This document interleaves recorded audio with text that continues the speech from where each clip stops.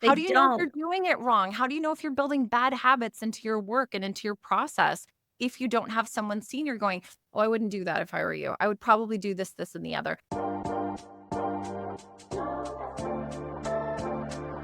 So, last question for you, Megan. Is there anything else that we didn't touch upon today that you'd like to share?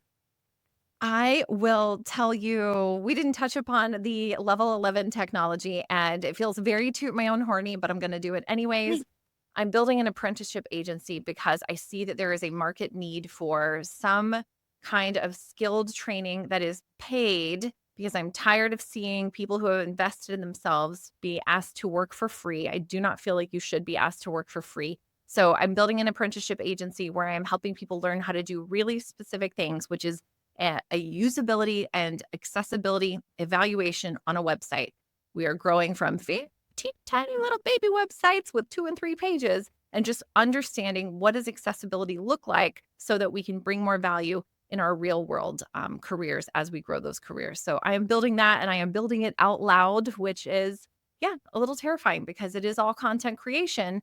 But this is my cause. This is what I know I'm on earth to do. I want to pay people to get their first year of experience. And honestly, some hiring managers in the future are going to be like, I'm really glad Megan did that because now I know that the people I'm hiring have some real world experience and they can actually, I hate this phrase, hit the ground running or at least know how to ask good questions rather than being completely blindsided by working in a corporate environment and just not being prepared at all. Yes, I love that. That mentor-mentee kind of mindset, but it's more than that. Apprentice, Yeah. so many other professions have Yes.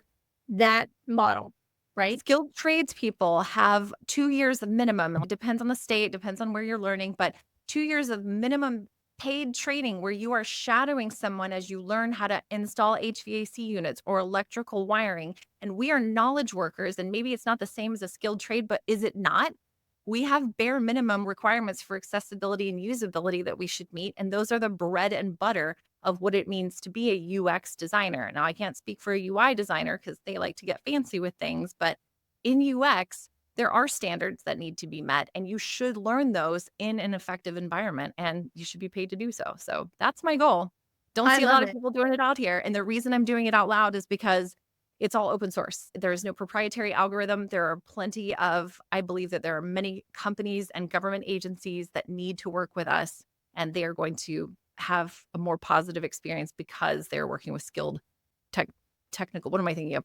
Skilled knowledge workers. Great. Yeah. Oh, I'm excited to see how this evolves and grows because it's so critical. What I love about this idea is it's not go volunteer your time at a rescue website who those people don't know what UX is. They don't know They what they don't know it. want. How do they guide you? They How do you know if you're don't. doing it wrong? How do you know if you're building bad habits into your work and into your process if you don't have someone senior going, "Oh, I wouldn't do that if I were you. I would probably do this, this, and the other." And just a really small kind of interaction, you don't get that. This is the frustrating thing I see with anything that's volunteer based is if you get what you pay for. You're not getting any sort of supervision or mentorship, and that's where I'm also seeing some of these boot camps not provide real mentorship because they just don't have the skills. They don't have enough of the mentors around to do it. So I'm building that structure into the business as I do it, and yeah, we're gonna fail sometimes, and that's gonna be okay. But ultimately, we're gonna succeed. I love it. Thank you so much for sharing that. I'm really looking forward to seeing that go Thank you. awesome into something awesome.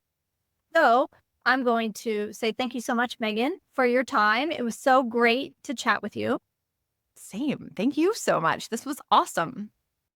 Check out all my interviews with industry leaders on BlatzChatz.